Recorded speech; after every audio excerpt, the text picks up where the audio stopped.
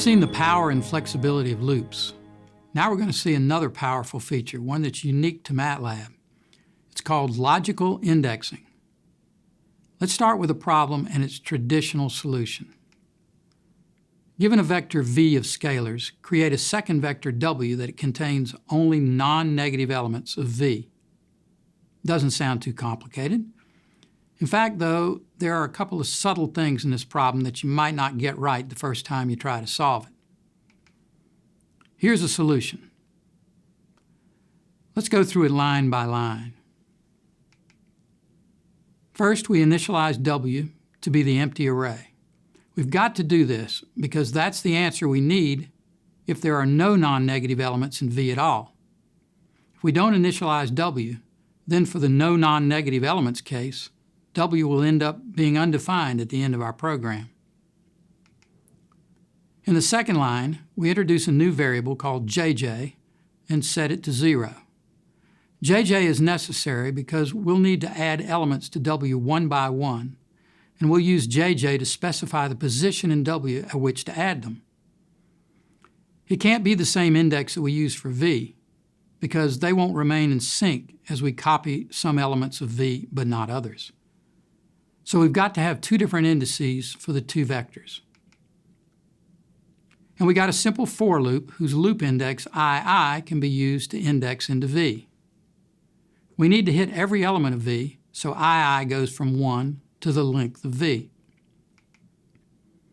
At each iteration of the loop, we need to check whether the current element of v is non-negative. In other words, whether it is greater than or equal to 0. We do that with an if statement.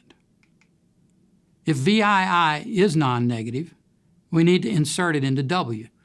We do that by first incrementing jj by 1. Remember, it started at 0, and we need to do that every time there's a new element to add. Then we copy the number into w at the correct position. wjj equals vii. Again, notice how we use one index for w and another one for v. And that's it. The remaining two lines are just the end keywords closing the if statement and the for loop.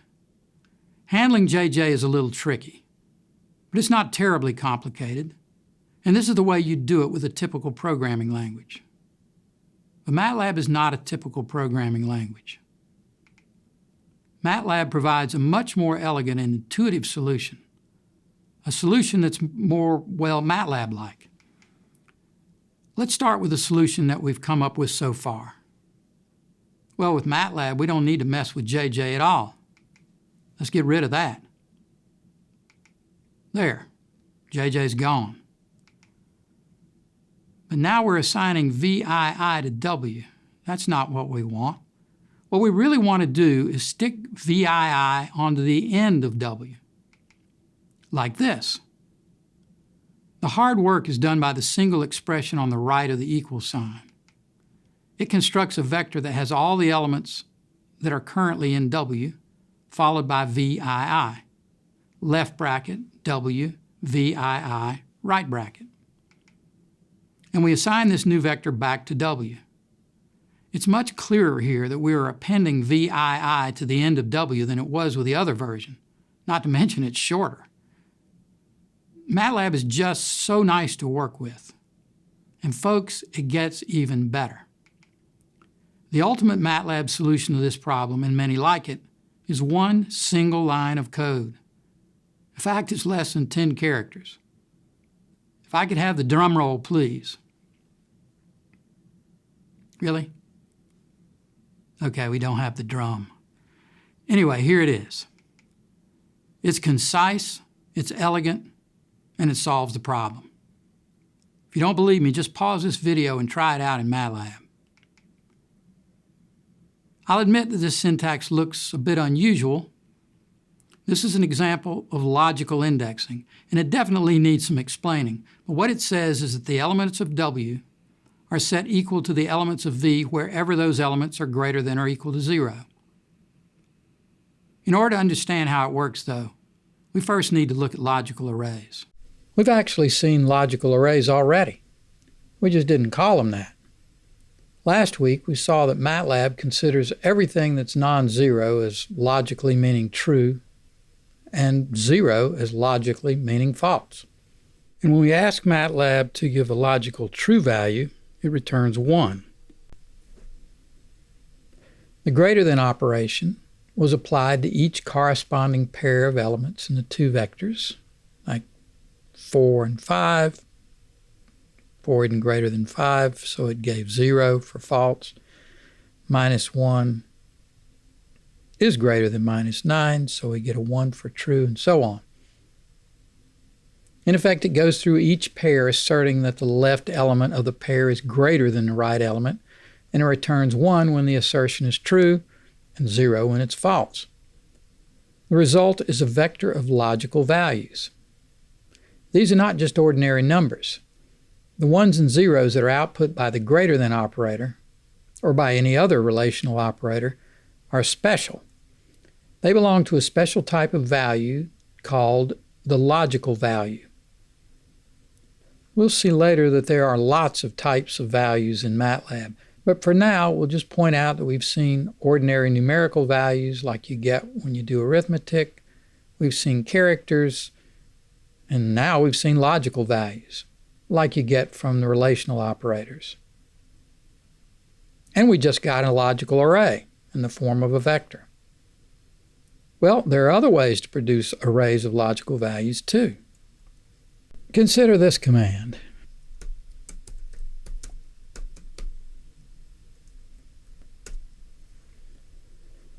So what happened here?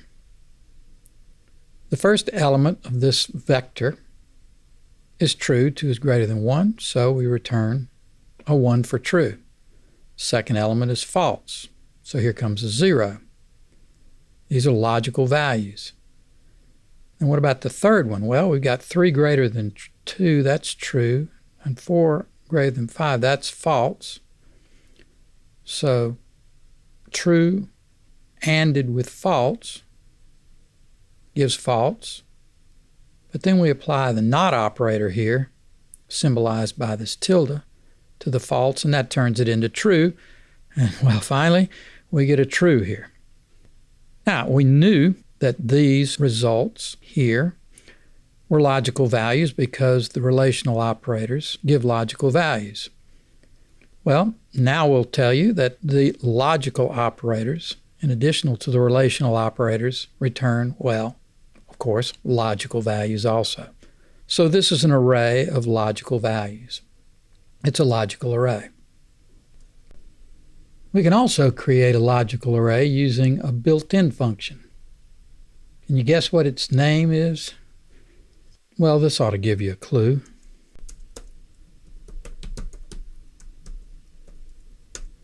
No, the name isn't Holmes. The name is logical. And it takes each one of these inputs in this vector, and it looks at every element in this vector, and every element that's non-zero is turned into true as a 1, and the zeros become logical zeros. All of these are of the type logical.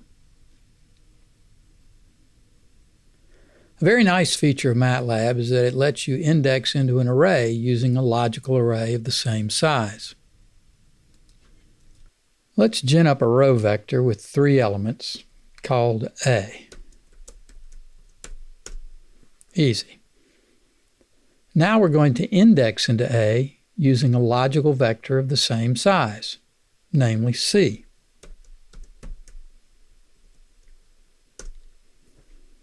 So what does A left parenthesis C right parenthesis mean?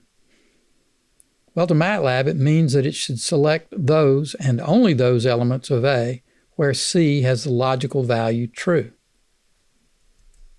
So it did that, and the result is a 2-element vector consisting of the first and third elements of A. When an array of logical values, instead of ordinary numbers, is put in parentheses after the name of an array, this is always the way it works. The output is an array of values located at the positions where the logical values are true. And the output array is usually smaller than the input array, as it was here. It's called logical indexing, Here the first and third elements of the vector C were true, first and third here. The second was false. So in this case, Matlab returned a two-element row vector consisting of the first and third elements of A. Well, let's put Holmes to work on another case.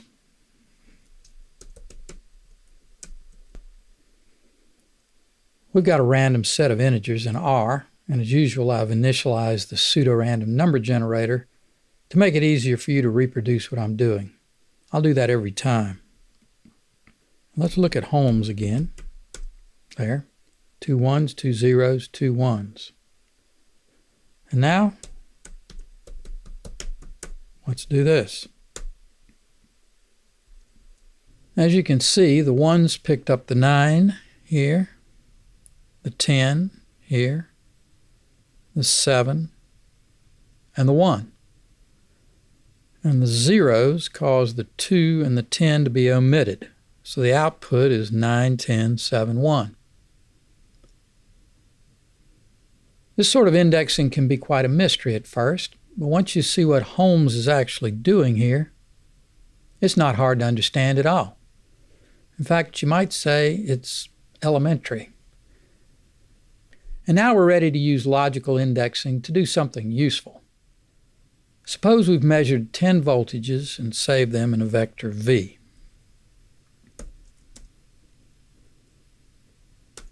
Furthermore, suppose we know that if our measurement process were perfect, there wouldn't be any negative numbers. So we want to remove these two negative values here, -2 and -3. Well, we could, of course, just remove them by hand from this little vector, but suppose that this is a really long vector, maybe thousands of elements. So we need code that will do it automatically. Well, we can do it this way. First, we make a logical vector like this. Let's look at this statement carefully. We know this is an assignment statement because of this equals here. On the left is the variable keepers. On the right is the expression we're going to evaluate and then assign the result to keepers. Well, that's V greater than or equal to 0. Well, the greater than or equal, like all the relational operators, is an array operator. So the 0 is compared to every element in turn of V. And we get that the first one and the second one are greater than or equal to 0, but the third one, as you can see, -2 here, is not. The fourth, fifth, sixth, seventh, we get to the eighth, that's the -3, it's not. And the other two are. So we've got all these 1s and 0s representing the truth and falseness of the assertion that V is greater than or equal to 0, which means each element of V is asserted to be greater than or equal to 0. Now we can use keepers to do logical indexing on V, like this. We're going to set the result into W.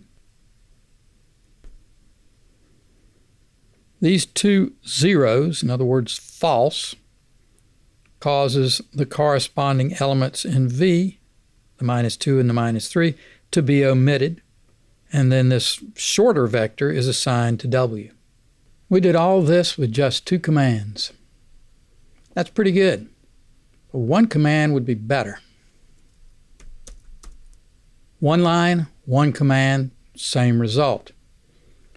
It has to be the same result because we're doing exactly the same logical indexing. We just avoided the step of storing the logical array produced by the expression greater than or equal to 0 in keepers. And we used it directly in the logical indexing here. You should recognize this command, by the way, because it's the same command that I showed you on the slides that replaced 8 lines of for loop code.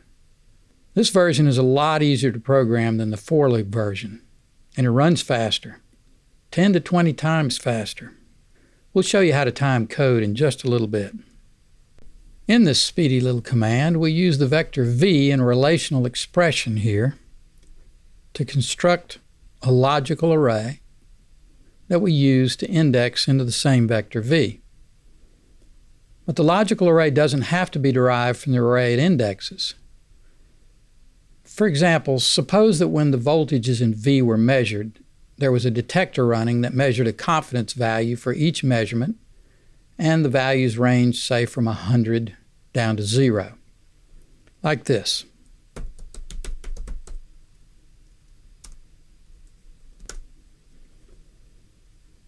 We can use this vector to discard values in the vector V for which we have low confidence. Let's say we want to keep only the values in V for which the measurement confidence was at least 10. We can do that with this command. So what happened here? Confidence was compared with 10. This is an array operation, so each element of confidence is checked to see if it's greater than or equal to 10. And if it is, we get true. Otherwise, we get false. So we get true, true, true, true, true, true, false, false, and then a true. Well, that's used to index into V. Everywhere there's a true, we get something out of V. When there's a false, well, it's omitted. Let's see what V looks like. Here's V. So that's going to be true, true, true, all the way till we get to these next to the last elements, these two here. And they are omitted. As you can see, between the 30 and the 45, those elements are gone. If we wanted to keep, say, the ones with confidence of 20 or more, like this, then fewer elements in V survive. So now you know how to use logical indexing to omit elements that are smaller than some threshold value. And of course, you could omit them if they were larger than a threshold, or if they were equal to some bad value, etc. But there's another way to select elements to omit. Let's look at this example. There we have another 10-element row vector called V0. Now look at this statement.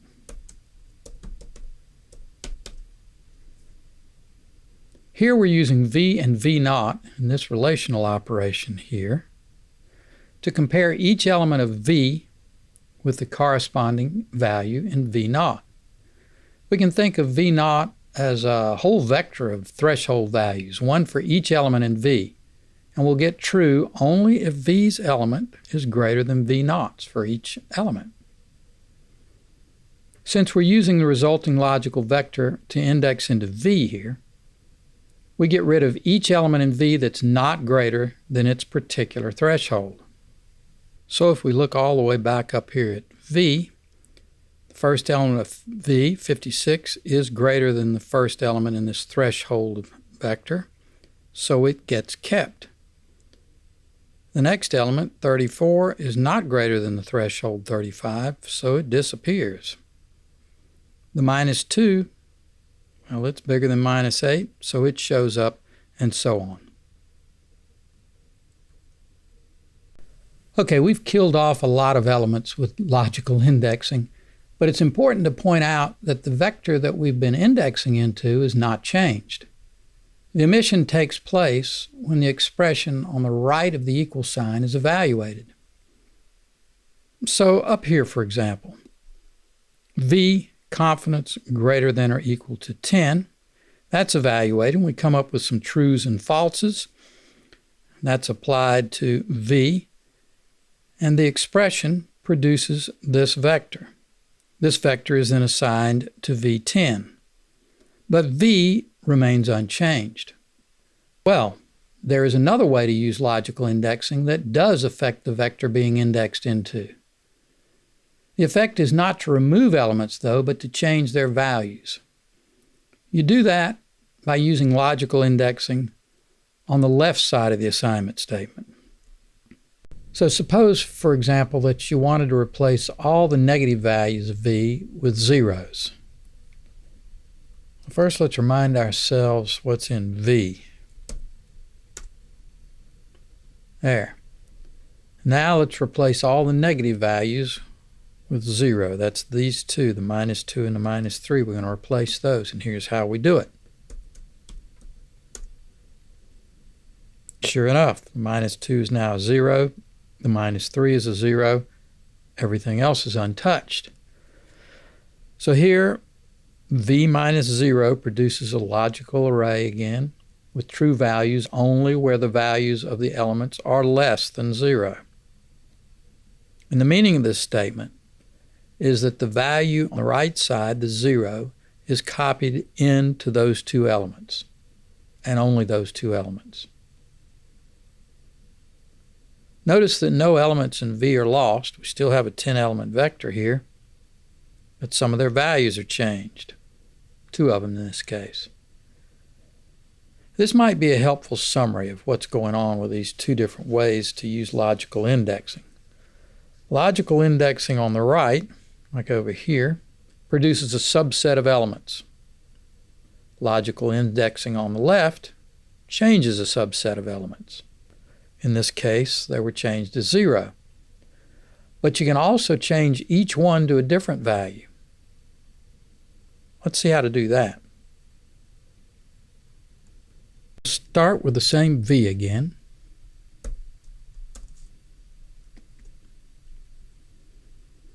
Now let's assign 100 to the first negative element and 200 to the second one using logical indexing.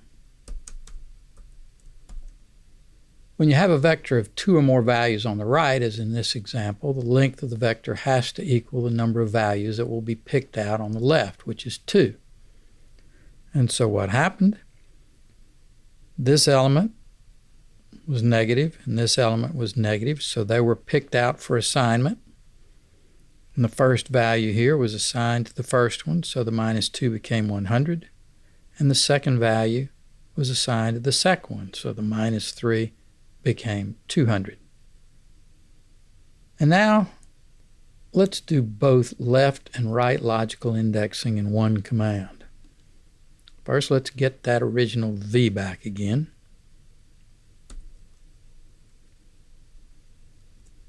There it is.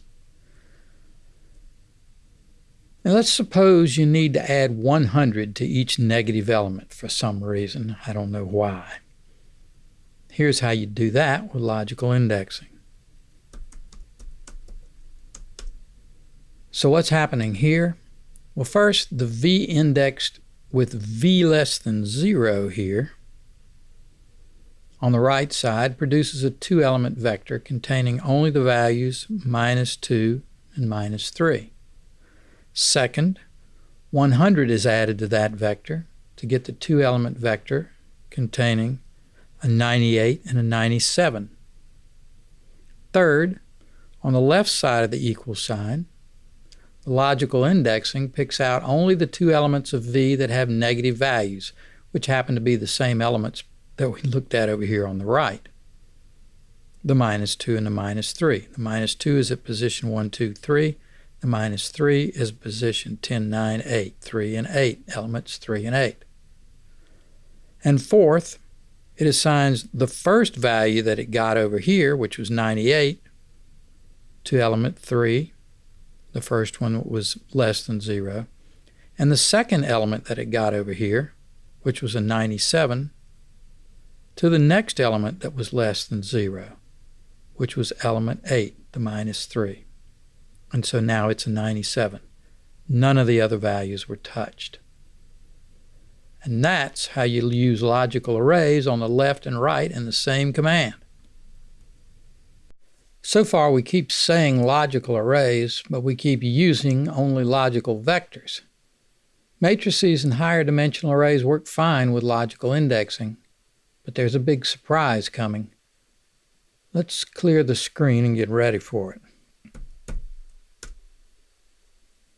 We'll start by making a 2x3 array.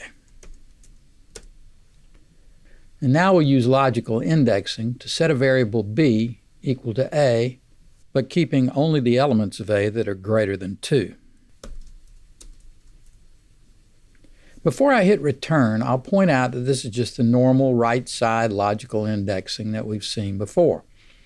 A greater than 2 will return true at every element that's greater than 2. So it'll return true here, here, here, here, and it'll return false for elements 1 and 2 here on the first row. That logical array of trues and falses is then indexed into A, and it'll cause the 1 and the 2 to be omitted, and the 3, the 4, and the 5, and 6 will come on through. So let's hit return and see what happens.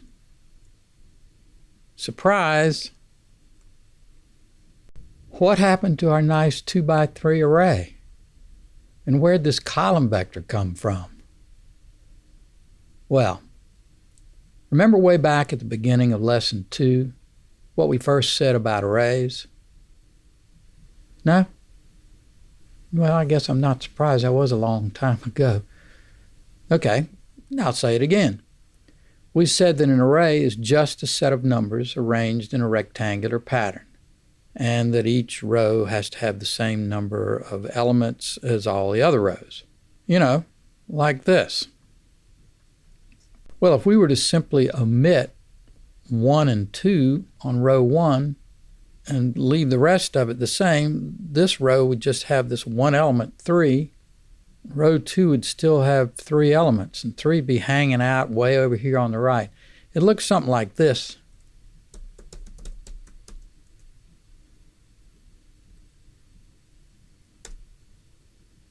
I'm not sure what you'd call that. It's sure not an array. Well, what Matlab does is give up on keeping the 2x3 shape that A has. It just makes a column vector by stacking up the columns of A, column 1 on top, then column 2, then column 3 before it does its logical indexing. Well, let's see what that vector looks like first by using the single colon as an index. Do you remember that? We showed how to do that in lesson 3. So A looks like this, and the column version looks like this. There, we've used that single colon to index into A, and that gives us the column version of A. You can see that it starts with the first column, then the second column, and finally the third column. This is called column major order, and that's why we gave it that name. Now that it's converted A to a column vector in column major order, Matlab applies the logical indexing to the column vector, like this.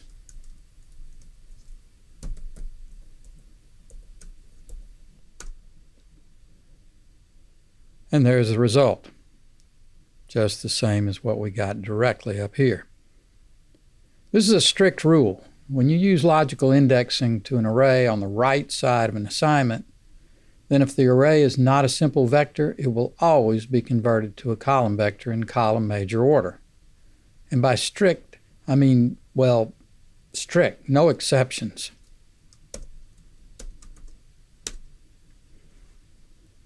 Here, not one single element of A was omitted by the logical indexing on the right here. They're all here. So there's not one single reason to change its shape, yet its shape was changed to a column vector. Rules are rules. This is logical indexing. A is not a vector, so the result's a column vector in column major order. Case dismissed. And in Matlab's court, there are no appeals. But wait. If you use logical indexing on the left side of an assignment, none of this column vector business happens. Logical indexing on the left of an equal sign just changes the values, you'll remember. It doesn't omit any elements. So the problem of keeping the array rectangular never even comes up. So there's never really any need to convert the array to a column vector, and the array just keeps its same dimensions. For example, here's how to set all negative elements of a 5x5 array to 0.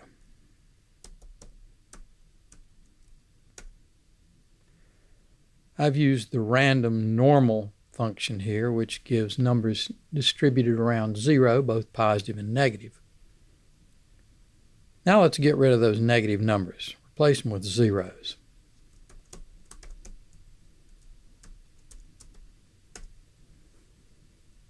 The 8 negative values have been replaced by 0, and A is still a 5x5 array.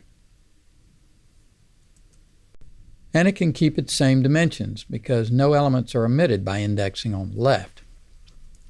And you can replace these 8 values with 8 different values.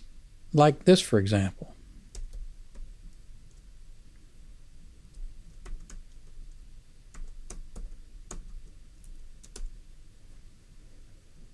What Matlab does is take the 8 values on the right, the 101 through 108, and assign them to the 8 elements that were singled out by the logical indexing on the left. An important feature is revealed here. Logical indexing on the left assigns these values to the elements that were singled out in column major order. So it scans the first column up here, looking for a negative number. It finds one here on the 3rd row, and it assigns the first value from the right, which was 101.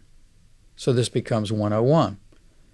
It continues looking on that column for negative numbers, doesn't find any. Since it's doing column major order, it goes to the next column, finds one right up here at the top. It gives it the next value from the list on the right, which is 102. See that shows up. Then it finds another one immediately, gives that 103, finds nothing more on this column, goes to the next column, and so on, until it's replaced all 8 negative values with all 8 values from the right. And it's done right here. It doesn't make any difference what the shape is of the array of values on the right, so long as there are 8 of them. It could be a 2x4 array or an 8x1 column vector. It works the same. In fact, let's do the column vector version. I'm tired of looking at A, so I used a semicolon to suppress printing this time. The single quote up here transposed the row vector 101 to 108 to a column vector. But the result's exactly the same, as you can see by comparing here. But it makes a big difference if the number of elements on the right is different from the number of elements found by logical indexing on the left.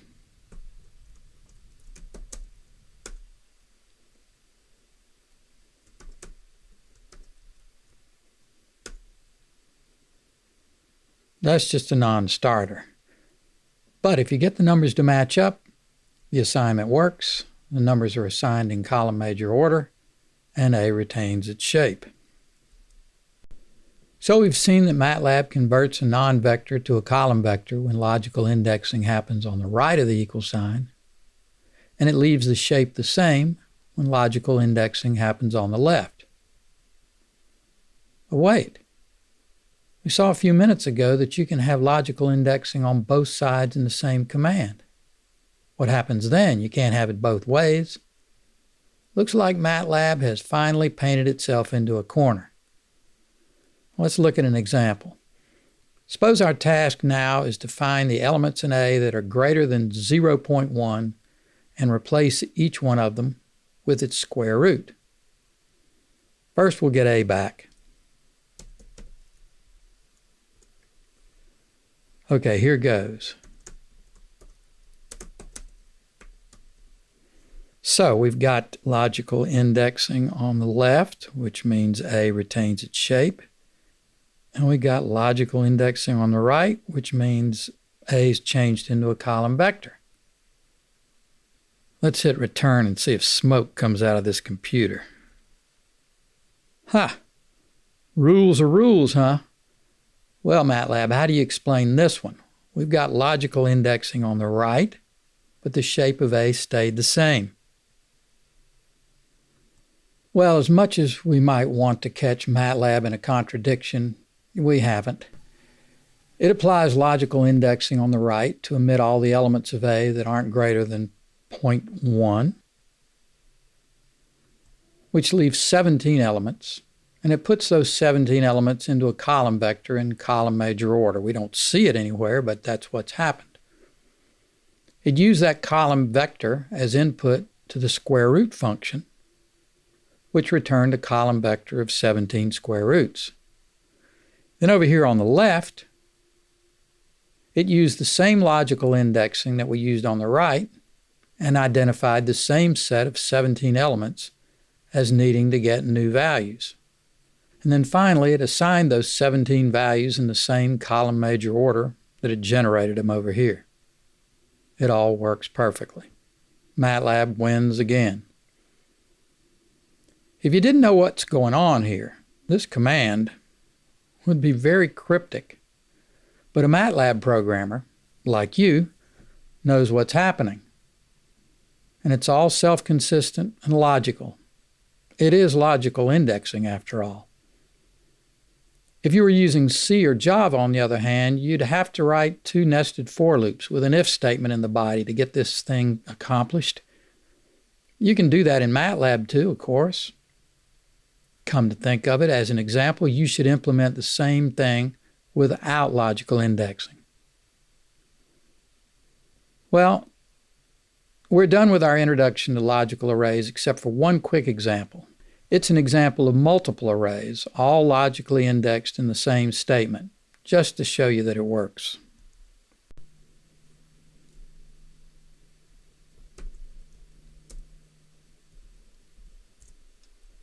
There, we've got an array A and B. They're both the same size.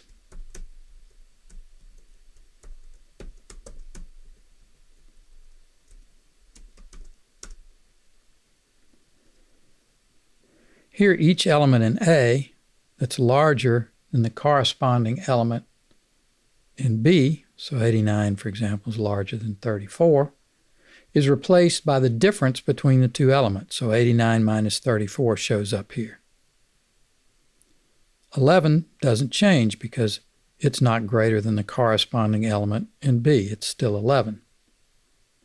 If you spend a minute or two analyzing it, you'll see that the rule is applied that the same number of elements is produced on the right and consumed on the left.